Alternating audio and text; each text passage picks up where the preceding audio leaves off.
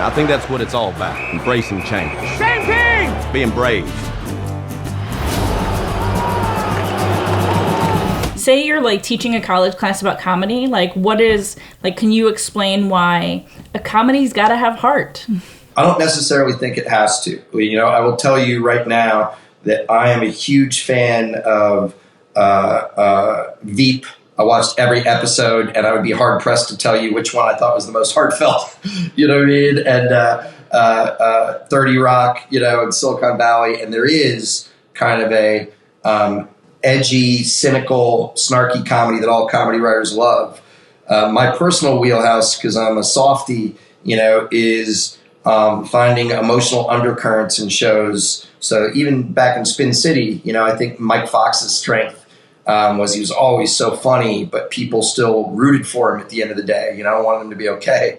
And it's where Jason and I overlap. You know, when we put this show together, one of the things that he was really driving was, even though he wants it to still be goofy and funny and a fish out of water and kind of a throwback sports movie, he's like, man, I feel like now is a time to make a really optimistic and heartfelt show. And it's one of the reasons that he wanted to connect with me. So my thing, I don't think I would necessarily tell, because there's this cool thing called the Showrunners Training Program that I teach at occasionally here. I don't think I'd necessarily tell people they have to have heart, as much as there's so many choices right now that your show has to be about something, you know, and the characters either have to really care and be emotional and heartfelt, or it has to be such a specific world. You know, the days of just kind of, hey, it's a bunch of funny people and they are here. Those shows are hard to do now. Hey, look, this car's got an invisible steering wheel. Yeah, I'm just kidding. It's my man Nate here running the horn. You're a godsend, Ted Lasso. Takes one to know one.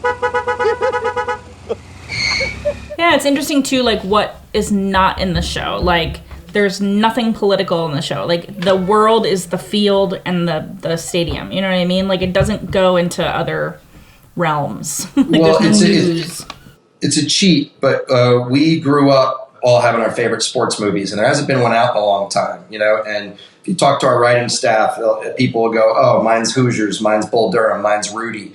And the reason is all of those things have an underdog. They all have kind of a undercurrent of hopefulness, but more so, they all create it's the closest thing to a dysfunctional family without being a dysfunctional family.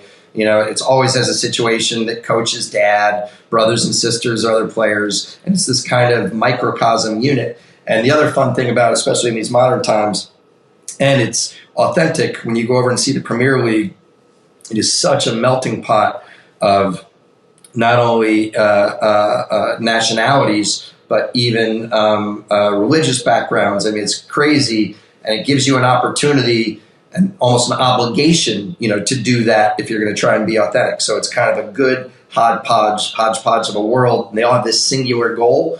You know, even when we met with the real teams, the outside world rarely comes in, you know, and it gave us the opportunity to do kind of escapist stuff right now. And I think people might be vibing on that. For me, success is not about the wins and losses.